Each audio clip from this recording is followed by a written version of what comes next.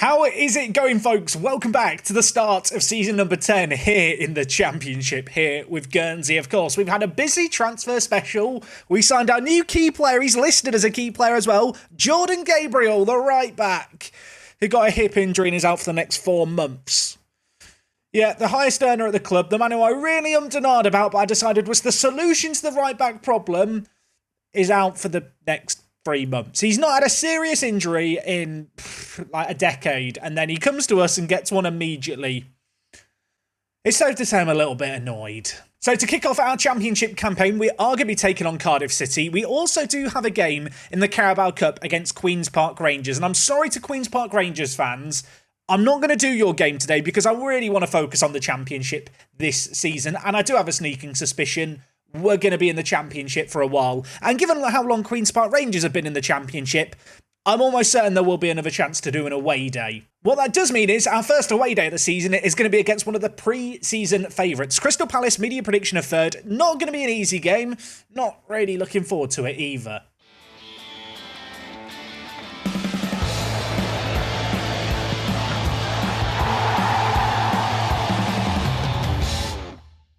But before we get too far into things today, do want to talk about some transfers, because there were a few more that I did after the transfer special, including me opening the wallet and spending big time. This man, as soon as I hit stop record, I started editing the video, hit the render button, and it was going onto YouTube. I kept playing, and Kennedy Abubakari appeared, the Ghanaian under-20 international, formerly of Dagenham and Redbridge. Of course, they beat us in a playoff final once upon a time. I'm not one to harbour a grudge, but when I was given the opportunity to sign their star centre mid for £300,000, decided to pick him up. He is a good little player. He is definitely an upgrade on what we already have in that area. If we just compare him to Urfi, just so you can see here, much better defensively, much better in the mentals department. He is 20 years old as well, and allegedly has potential to be a Championship player. So Kennedy here, I'm very, very happy about. Probably going to start at least one of the games today. There was another man I picked up, another man for the future, or so I thought. He was in the Media Dream 11 in the Welsh Southern League 2nd Division thing. I didn't scout him. I signed him because he was available on a free. He's rubbish. So Marcus Griffith, you'll probably never see him play. And the third and final new signing since the transfer specials is this man, Owen Mason. I discussed the need for a third choice goalkeeper. I went out and I found one. He was playing for Livingston, picked him up for £24,000. We're going to ignore the fact that he conceded 67 goals in 34 games 2 seasons ago, then, well, was sold to us. I think for the price that we've paid, he should be adequate choice as kind of an emergency goalkeeping option. On the outs, a couple of transfers I didn't talk about, some loanings out of younger players. The first, Blaine Goller. This man is the hot prospect to the club. I really like the look of Blaine Goller. Apparently, Scunthorpe didn't like the look of him because I loaned him to them last year and I forgot to include a recall clause and they never played him. So that's a little bit awkward. He's now going to Wigan in League One where they've said he'll be an important first-team player. If he gets a little bit of first-team football, I'll be happy. If he's not getting any appearances, remind me in a couple of episodes' time to bring him back home and get him a better move. Elsewhere, Gareth Williams, who he picked up on a freebie last year, was out on loan last year as well. He has returned to League 2, hopefully going to get some more regular football with Rochdale at 19 years old. He could be a useful player down the line. And the last of the players we've loaned out is Calvin White. There are a load of loan offers available to him, but York City came in with a loan offer, and having been relegated from the Vanarama National League, he will get regular first-team football with York. And I also just remembered the York away day, so I felt like for good old time's sake, we'd send him to have the away day of his life for a season. So Calvin White, have fun in York, mate. So unfortunately for us, as I've already mentioned, Jordan Gabriel is unavailable for this first game of the season. The board expectation for this season, just as a little reminder, attempt to avoid relegation. I think we're probably going to get relegated. We're going to give it our best shot to stay up. What I will say is I think our formation and the system that we play works pretty well as an underdog team, and I think that's going to suit us well in this league. We're going to have plenty of defenders behind the ball, try and catch them on the break. Of course, Kamara was vital to our team last year. I'm looking at the more attacking options alongside him, Mason Burstow, and of course the loanee in from Man City in Brian, hoping that they're going to make magic happen. Also, can you spot something different here? Yeah, Jordan Gabriel got injured at the exact same time I was meant to give squad numbers to the players, and the injury impacted me so hard on a mental level that I actually correctly numbered all the players. That's how you know I've not taken an injury well. Now, in terms of our opposition in Cardiff, they have been languishing in the Championship since the start of this save game. So they've been here for a decade. League position at the moment is 4th. That's alphabetical order, Jack. The media prediction, perhaps more importantly, is 16th. So at home against the team in 16th, as far as opening games to the season go, it kind of feels winnable. I say that, I really am setting myself up for disappointment, aren't I? Anyway, I don't want to delay this anymore. As we get into things today, want to mention it, Beckford has become vice-captain at the club. Yes, Scott Williams has been promoted to full captain. Wayne Beckford still hasn't had his release clause triggered. It's sat at £325,000. I figured it'd get triggered in the summer. If it gets triggered now, after the season's begun, I'm going to be very upset because I really like Wayne Beckford. Elsewhere in the team, of course, Rigby is holding down his position in goal. Did have a little bit of interest in him, and there is still a little bit of interest in him too. So I don't plan on selling him, but if the right offer came in, maybe we'd let him go. Elsewhere in the defence, of course, it's going to be Teixeira making his debut. The man with 20 jumping reach. They call him the giraffe. Apparently Teixeira in Portuguese is giraffe. Don't check Google Translate for that one. He's going to be vital to our team. Scotty Williams, of course, hometown hero, has been with us since the very beginning. And I can now say he's played at every single level, I believe, of English football. I say that, he never played in the National North and South. Ignore that, fake news, not a good fact. So left back, we are going with Mackenzie. At right back, the Gabriel injury means that Haddo is going to come in and for at least the first few months this season, be the right back option for us. Don't really love that, but I didn't have a better choice, and that does mean that Hassana, who was kind of condemned to the under-21s, he's now back in the first team. I mean, I didn't want to have to play this man. He probably will make appearances now. Talked about the attacking trio, but in behind we are going with Pani, and I have made the decision for this opening game of the season to drop Urfi, and with him being dropped, Aboubakari, the man we've signed for £300,000 to be, hopefully, a legendary centre mid for us. He's going to make his debut. He's played 7 games in League 2 in his career, a load of non-league football, so yeah, for him it is going to be a bit of a step up today, but I think when you look at the mentals, when you look at the physicals, when you look at the player traits, ignore the technicals, they don't matter, he's going to be a good player for us. I hope. On the bench, plenty of familiar faces, but Bobby Thomas, one of the new additions in as our backup centre-back option, a player who, if Beckford went, I think we could maybe bring into the first team fray if there wasn't a better option out there. Elsewhere, plenty of familiar faces. Urfi, AC, Gallagher, obviously Brandon Charles, and the player who I'm kind of excited to play at some point today, Kavan Williams, 28 years old, 189 centimetres of Jamaican steel. He's got 17 jumping reach, 17 acceleration. He can't do anything technically, but he'll run and jump a lot, and that's all that I really want from my players. Of course, going into this season, I've said, the aim is to attempt to avoid relegation. My personal aim, and maybe I'm deluded here, would be to comfortably avoid a relegation battle, but I know that we're going to be lacking quality. I know this is going to be a long season. Our wage total is half that of MK Dons we came up with. The next lowest in the division, I believe, is still 4 times more than ours in terms of the wage. At least it was at the start of pre-season. It might have changed a little bit, but we are a small fish. We're a goldfish that's been dropped in the Atlantic Ocean. We're going to try and find our way to... I don't know where we're going to find our way to. I feel like I'm just ripping off the story of Finding Nemo, but in a different ocean and with a goldfish. Let's focus on the Football Manager, shall we? I've noticed under high-pressure games, talk a lot more nonsense in the commentary, but I'll tell you what isn't nonsense. The fact that after half the first half, it's still 0-0. We've had 53% of the ball, and they're doing nothing. I have noticed they are playing a similar kind of defensive system with a 3 at the back and wing-backs. They have got a defensive midfielder rather than our centre-attacking mid. This feels like watching 2 Magikarp use Splash against one another. There may not be many goals in this game. Half-time, we've not had a highlight. Welcome to the Championship, everyone. I'm not sure I've had a highlightless game this year in Football Manager, and I'll tell you what, we're not starting now. Davis is over it. Can Brian make something magical happen? I'll tell you what, the Man City loanee very nearly made the instant impact. He is considered one of our best players by the media. He is probably our main creative outlet in this team, and well, he's trying to get the ball into the mixer. Where is Teixeira with his 20 jumping reach? Is that him there, the number 5? It is. You can tell he's massive in the match engine too. Okay, Cardiff City with the ball. Switching over to Davis on this near side. He's going to try and play it in Colwell, who actually finds himself in a little bit of time and space here. First time we've been on the back foot. Teixeira reads it well, and now we're looking to bring the ball away. Davis running at the defence. Plays it towards Glenn Kamara. I've called him Glenn again. Maybe he is Glenn Kamara. It's Babu Kamara. Of course it is. It's 1-0 here. And, I mean, he did it in League One. He's now doing it in the Championship. This man was released by Norwich City as an academy prospect. He was made in Boston. We moulded him into the striker he is now. He's not Glenn Kamara. It's Abu Kamara. Remember the name. Brian, with probably the first assist of many. Also, if you sat there thinking, why is he calling the bloke called Brian, you should go watch the episode 2 episodes ago to the end. I know not everyone gets to the end of videos. You miss out on all the in-jokes. Aboubakari, for us, going to just get the ball away from danger. We're a goal up. There's 28 minutes left on the clock. We are happy now to maybe be a little bit more defensive. Might make some subs as well sooner rather than later, although there might be a chance for Burstow here. We plucked this man from the Vanarama National League. We've plonked him in the Championship, and he's got goal number 2 of this game. The comment section mocked me for taking the Vanarama National League top goal scorer and bringing him to Guernsey. They're not laughing anymore. He'll probably never score a goal for the rest of this season. He has hammered that home at the near post to double our lead. This is one of those games where I almost don't want to make any changes, but we probably should make some, right? Hassana in for Haddo. Elsewhere, Aboubakari is going to come off for Earthy. I mean, look at the performances. Everyone's playing well. We'll take off Beckford and give Bobby Thomas his debut. 25 minutes left to see out here, and I am just now going to go to positive. I hope I've not changed that too late. If they score now, I'm going to be very upset.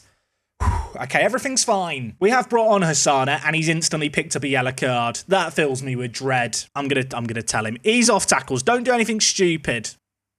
Davis, free kick, hits it. I'll tell you what, he's forced another save out the keeper. Didn't really think about Davis' free kick ability, but apparently he's a god at them. And apparently Teixeira's a god at heading. Look at him, he's bigger than everyone else. The number 5, pick out his head. Why is he not jump for it? He's got 20 jumping reach.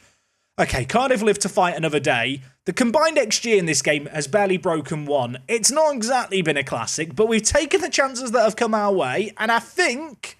I don't want to say it too soon. I think we're going to win this one. 3 minutes of added time, 1 minute left of it.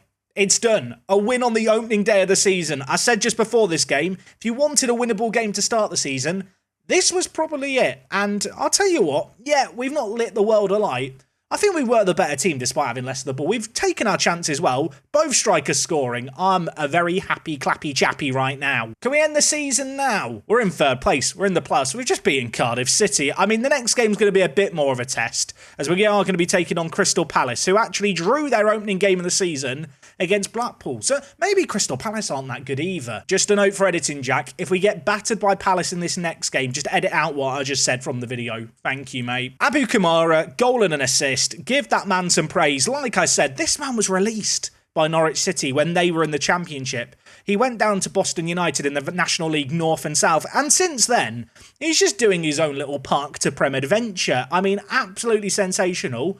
Gonna just hope we can keep it going in the next one. So like I already said, the game in the Carabao Cup is against QPR, and look, QPR, it might be a lovely away day. We'll never know, at least not right now, because I'm not going to focus on this. The Carabao Cup is not that interesting to me. This year is all about survival. It's about trying to get 50 points on the board as early as possible, because that is kind of the benchmark for guaranteed safety. With that in mind, we're going to come back for the Palace game. We're going to rest up the players, play the B team in midweek, and I will see you in a mo. Oh my word. Can you tell I enjoyed that game? That was fun. Let's try and do it again. I suppose I do have to acknowledge it. Game against QPR didn't really go to plan. We lost 1-0. It wasn't a terrible performance. I mean, look, Charles got a 5.9. Williams, with his crazy physicals, got a 7.1. That gives me a little bit of hope. That's perhaps the only crumb of comfort I can take here. We did play a fully rotated team. None of the outfield players who started the previous game played in this one. And, I mean, we lost 1-0. We had 32% of the ball. It wasn't a great day. What is hopefully going to be a much better day is this day, the 16th of August 2031. Get it in your diaries because we're going to be heading to Selhurst Park. Crystal Palace recently relegated, a team who have been a bit of a yo-yo side. Certainly not an easy first away day for us to go to. I mean, it's our first time in a league game going to a stadium this, I don't want to say this large, but I feel like Selhurst Park, it sounds like a Premier League stadium, doesn't it? As opposed to, where we've been in the last couple of years. No disrespect to the Reebok, that is a Premier League stadium still in my heart. Anyway, before I offend any more football fans, let's go do this away day. I already know that Portsmouth fans are in the comments, and Wigan fans are in the comments as well, aren't they? Because they've been in the Premier League. Look, I'm sorry, Selhurst Park, it just hits diff. So for today's away day, we are heading to the capital. We are heading to London, and if I'm not mistaken, just north of Croydon, here it is, Selhurst Park, a stadium I have been to, hence the fact I could actually find it. I mean, the clue is it's next to the train station called Selhurst. Makes sense. I'm confused. Is this the club shop, or is this a Sainsbury's, or is it both? Is the Crystal Palace club shop attached to an Argos and Sainsbury's? That is mental. I mean, I can confirm the football stadium is here because I can see the floodlights. I mean, there is literally a Sainsbury's next door to the stadium. I got so excited about seeing the Sainsbury's labelled next to the stadium, didn't really look at the actual car parking. I mean, I assume this car parking probably can't be used by that many fans, but as far as car parks go, I mean, can we give them credit for this? Because it is technically the Sainsbury's car park. You know what? It says Selhurst Park Stadium, and it's labelled as such.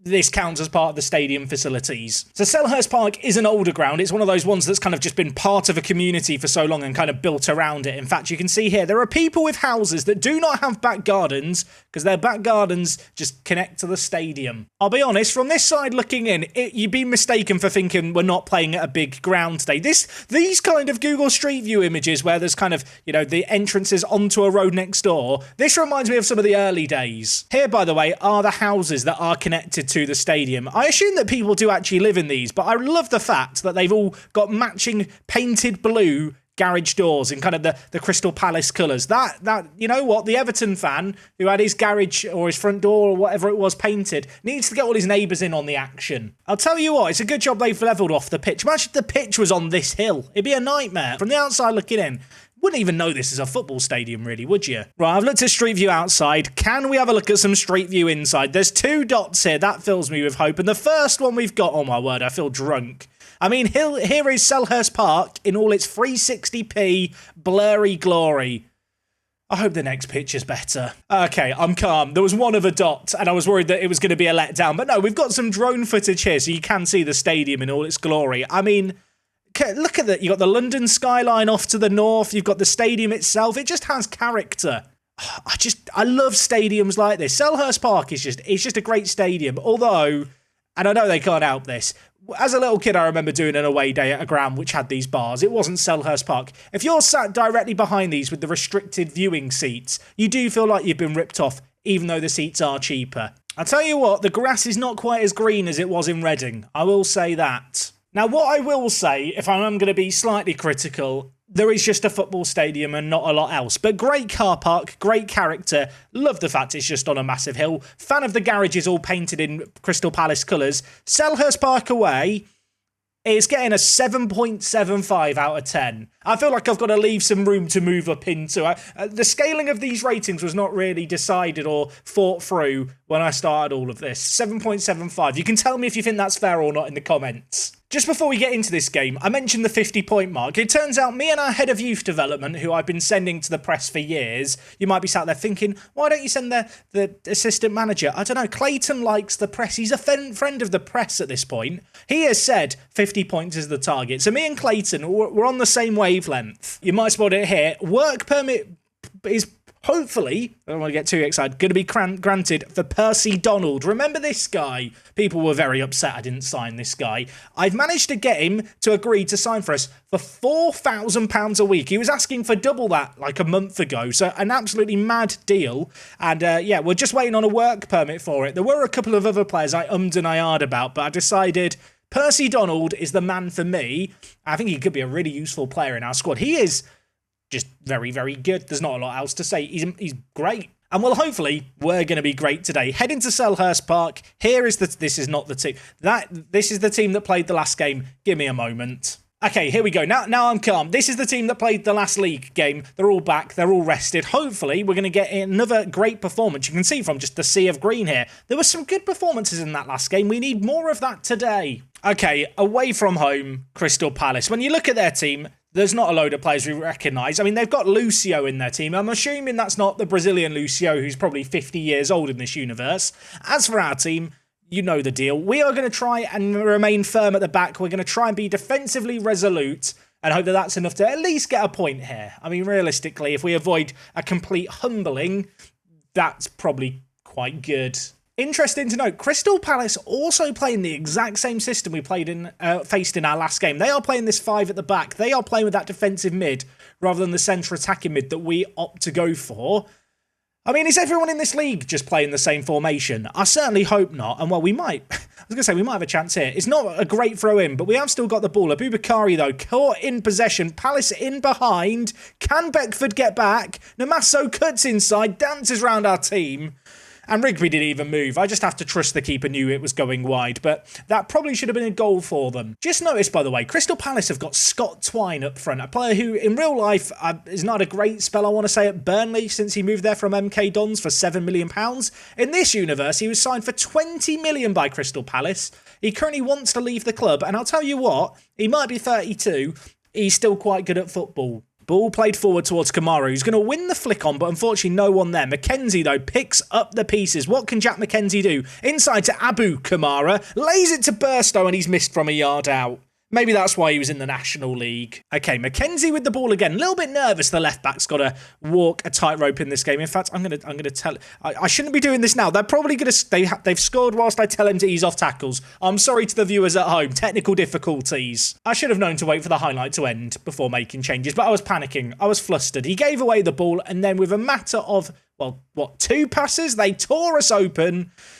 And Malheiro, he's put it in the bottom corner. Just looking at Malheiro, he's quite good too, isn't he? These players are all better than mine. So far in this game is the away side. We're having 62% of the ball. You don't get any points for that, but I feel like it's a point of principle, a moral victory. Ignore the fact we've not yet had a shot on target, though. Half-time in this game, 1-0 to Crystal Palace. Not a great deal in the way of opportunities. We had that one miss by Burstow, which we might live to regret, and, well, since the goal... there has not been a shot for the next 20 minutes of this game. Going to tell the players they've been terrible, try and get them fired up a little bit. I am going to make, I think, an early change here. I'm going to take off Burstow. And you know what? It's Williams' time to shine. I feel like this is a game for Williams. I say that. I don't know what that means, but I want to see what he can do. He didn't look out of his depth against QPR. I'm hoping he's going to look in his depth here. Davis with a free kick opportunity. Where is Tejera? Where is Williams? We've got some big meaty men in the box now to lump the ball to. Unfortunately, Palace have got some tricksy players that they could catch us out on the counter-attack with.